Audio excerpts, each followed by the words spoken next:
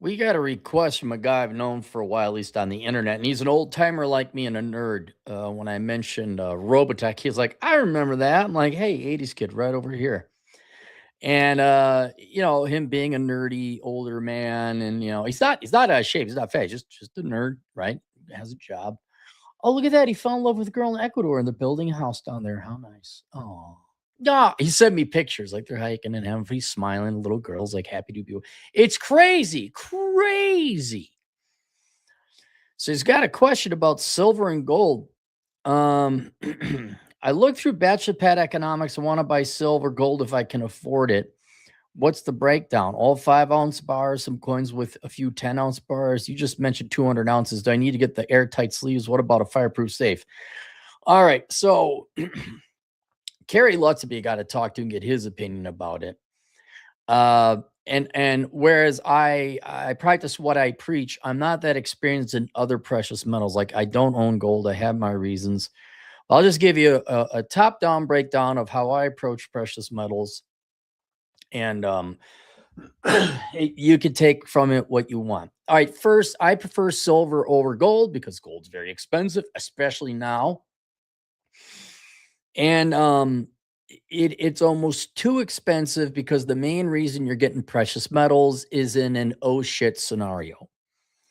And if we're in an oh shit scenario, the actual purchasing power of gold and silver is going to skyrocket. I'm no economist. Well, okay, I am an economist, but I'm an economist who admits he can't predict the future.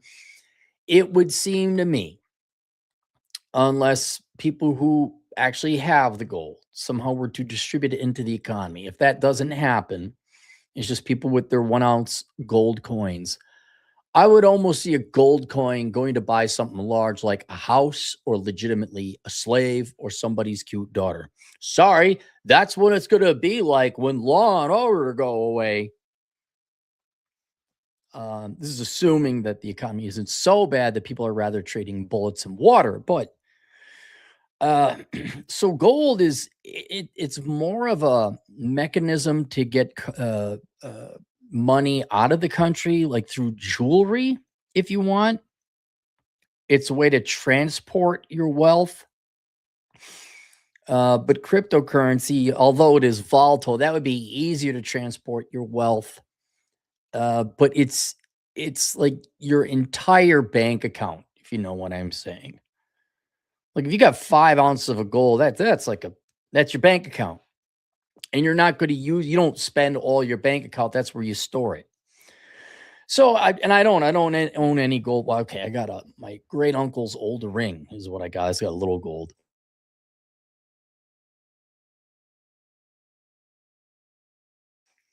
I'm in the middle of a podcast or in StreamYard. Hey, we did a new thing. Goes to private equity now. I think I'm just gonna get rid of this. It's so tiring. Let me pull up your request there. So I have no experience buying gold. I guess with gold, I don't know. I prefer to get a watch or a necklace or something. I know there are some gold necklaces that they break off in like quarter-ounce pieces. So I'm not experienced with gold. I do prefer silver though, because yes, you get the hedge against inflation, but also I think it's more divisible and it'd be easier to spend in increments down the road. And with silver, the majority of my silver that I bought is in 1-ounce coins, predominantly silver eagles, but sometimes they run out. So I think I got some Canadian maple leaves and maybe even some, where the Australians, koalas. For fun, I bought some. They got like these painted uh, Liberty silver dollars. They're not real currency, but they're silver and they're painted. I think they're pretty. Those are more for, I got like only 3 of those. And then what else? And then Wiz Division, he got me a big honking. It's almost a pound of silver. It's a big old honking piece of silver. My grandpa bought me a pound of silver way back in the day. It's like a disc. But otherwise, and then as I mentioned before, when I go antiquing or if I happen to find myself near a coin store or something, I've picked up junk silver, which is not your pure 1 ounce silver coin, but rather any silver coin in the United States, 63 and before, because they had 40, sometimes 50, depending on what coin and what you're going to get percent silver. I believe the Morgan dollars and Liberty dollars have 70% silver. You got to do the math, look it up. Okay, what percent silver is in this coin?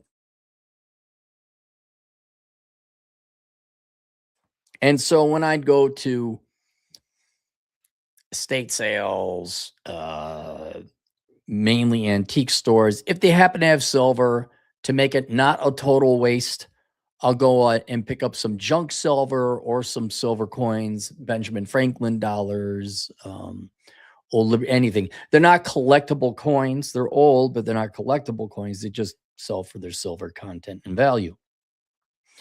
And so between the silver 1 ounce coins and the I don't know, handful of junk silver I got, I'm probably around 400 ounces, maybe even 500.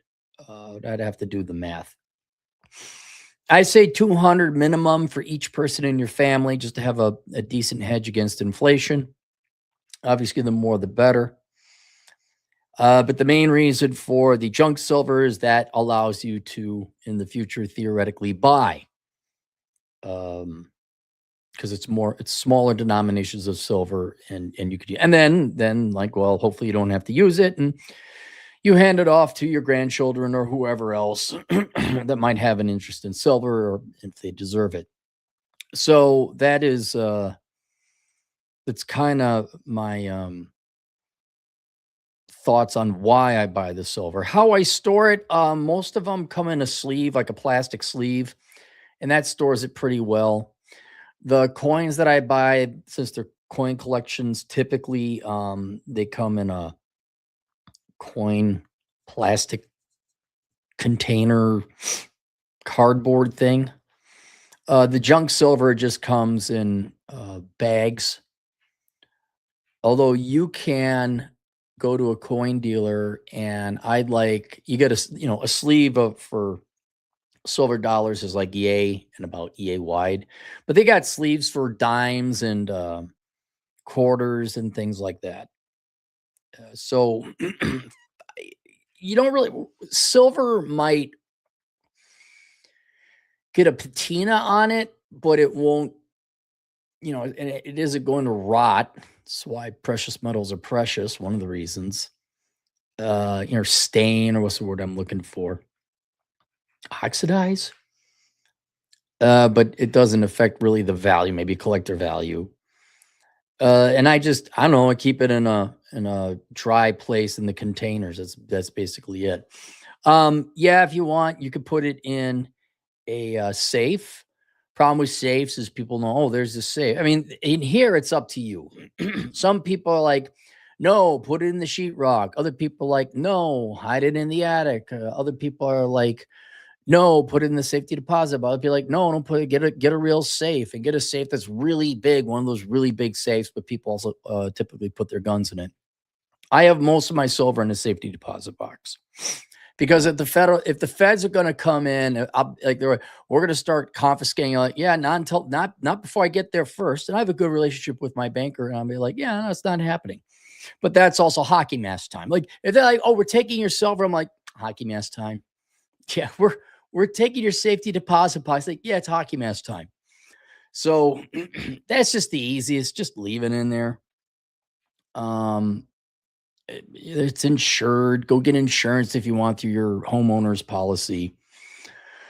Yeah, fireproof, because if you're gonna have a safe at home, you don't want your silver melting. I mean, it's still there, it's still silver, but it's not in divisible units of currency anymore. And yeah, that's about it. I only get 10-ounce bar. I mean, you can get 5-ounce bars, 10-ounce bars. I get the silver in case I have to spend it down the road. So I want divisible measured units. Okay, if a 5-ounce bar, 10-ounce bar, yeah, okay, yeah, you could probably spend that. But I don't know. I would stick with the 1 ounce coins and smaller denominations. Along those investing lines, what are your thoughts on the Robinhood app? Never used it. Let me take a look. Is that where you like round up or something?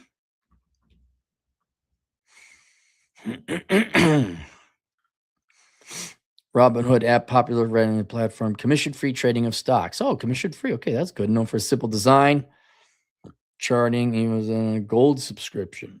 Commission-free trading, sells down. Oh, you can buy crypto. Wide range of assets. Can you get mutual funds, stock options, crypto? Huh.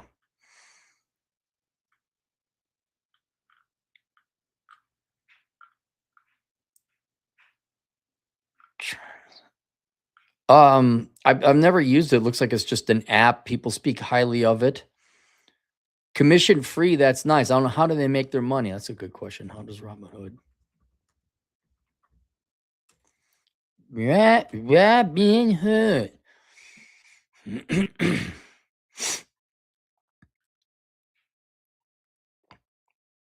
Oh, they pay the okay. Payment for order flow. Okay, that's they sell the orders to brokerages or traders that will close the deal. Okay. Large market makers pay Robinhood to route customer buys to them. Right. Okay. These firms. Okay. So yeah, you're not getting a commission. All traders, especially back in the hand trading days, they get a spread. What they would do is they take this is a very simplified version. When you send an order to a brokerage or a stock market, the broker just doesn't do it out of shits and giggles. Okay. The guy on the floor doesn't just, say, okay, I'll pay $5 for this share of stock and give it to you. No, what he's going to do is he's going to pay $5 for it, but he's going to sell it to you for $5.25, giving himself a 25-cent per share spread. That's how they make their money. Market makers are just another name for brokers or traders who are out there. A lot of this is done with computers now, but they still get that spread. Margin lending. Okay, so they lend subscription. Oh, interesting. Okay. Okay, so they make excuse me, they make money. It's baked into the trading price. That's the short version. I got nothing against Robinhood. It's been around for a while. People have talked about it. After you swipe or send Robinhood's router, check the making sure.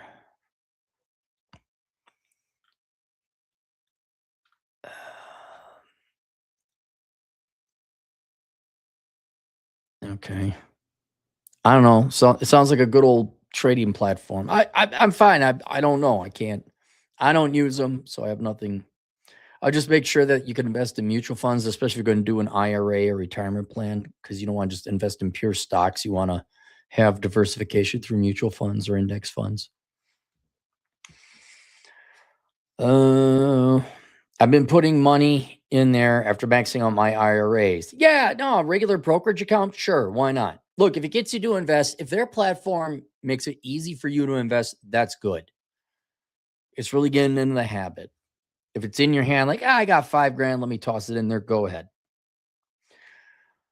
No other debt outside of the house, and what I owe is less than half of the appraised value. With a mortgage cheaper than any one-bedroom apartment in my area, I have a wood shop, a used car that is paid for, a two-car garage to work on is needed, and a good-sized yard for my dog. Silver, gold, and Robinhood seem like a good thing to get into. Thoughts? Yeah, as long as you got everything else taken care of. As long as you got your IRA. If you want, I'm not going to go over it again. Go through the list of the order of investing, or search Aaron Clary investing list, because I go through investments in point of orders, or in order of importance. But if you got everything else squared away, like if you don't have, now maybe I'd wait. Silver and gold, they seem to be at all-time highs. Silver price.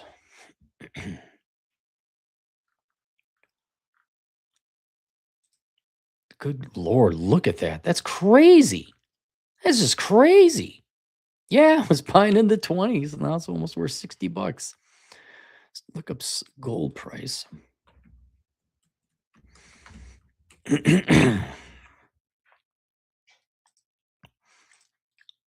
Yeah, look at that. Gold's way up too. Um, in general, I am for people, inevitably get yourself 200 ounces of silver. I go ahead, get some gold too.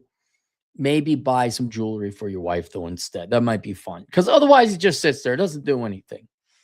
Sure, you'll lose some on the melt value, um, but I maybe would not buy it all right now. Now I can't guarantee it. Watch. It's going to go to silver will go to 100, gold will go to 6,000 and will never drop below it. I can't guarantee you that. I don't know what's going to happen. But right now things look a little pricey. So my approach to silver was, I'd buy, $1,000 here, $1,000 there. Okay, I'll pick up a couple hundred over at the antique store, but it was not like I'm buying it all in one. I've been buying it for well over a decade, but in small increments amounts, kind of like bullets. Maybe wait for it to come down a bit. This isn't financial advice, just so you know, it could go up forever. But man, it looks pretty pricey right about now. Um, Thoughts? Yeah, man. As long as you got everything else, you're good to go. Heading to Ecuador in 3 weeks to close on land down there to build a small cabin. Cash deal. This will be my Southern Command. How much for your thoughts? Go have fun. Go have fun.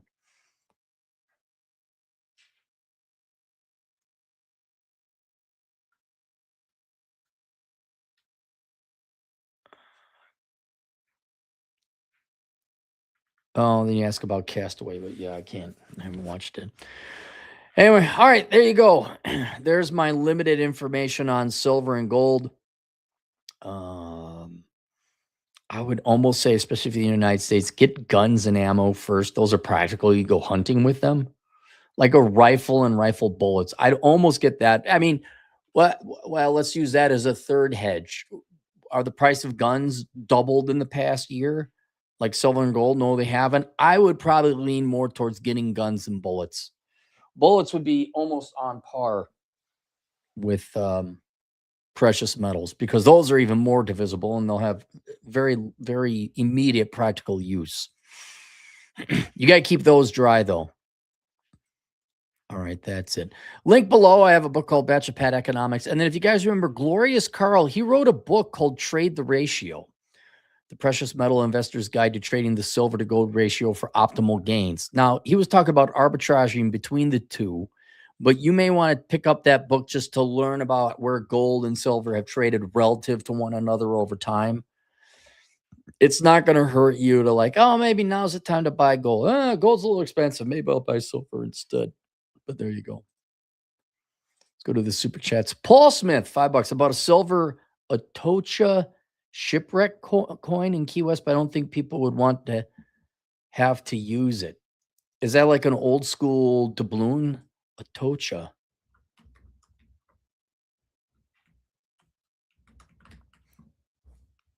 No. Oh, no, you don't want to spend that.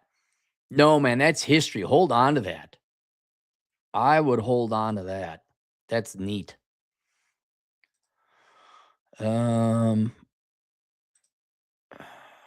Lar, hey man, $5. Gold Eagles come in 1/10 ounce coins to make them more divisible. Thanks to you, I bought 220 ounces of silver Eagles in 2023, winning. Oh, what you was it like 20 or 30, 25, 30 bucks? Hang on, let's look it up. Silver price. What was it in 2023? It was about 20. Looks like it averaged about, it was in the low 20s. Let's call it 23 bucks. Hang on. Okay. 220 ounces times 23 bucks equals you spend 5,000 bucks. Okay. So 220 times $58. Dude, you more than doubled your money. I mean, adjusted for inflation all, but yeah, almost $13,000. Woo!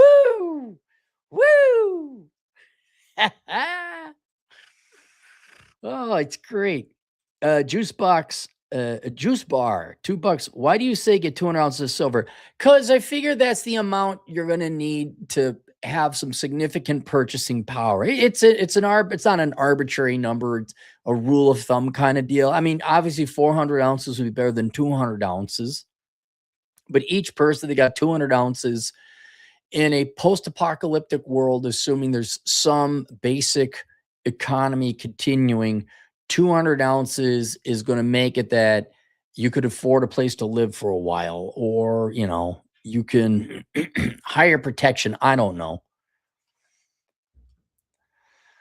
But yeah, more is better. Look, I'll tell you this: buying precious metals, buying crypto is better than getting a brand new car or a liberal arts degree, because those things they'll go down to zero value. The college degree never has any value to begin with. Colin, $2. Hello, lieutenants and economists. Hello. That's old school. All right, that's it. Questions, answers, Assel Consulting. I'll see you guys later. Toodles.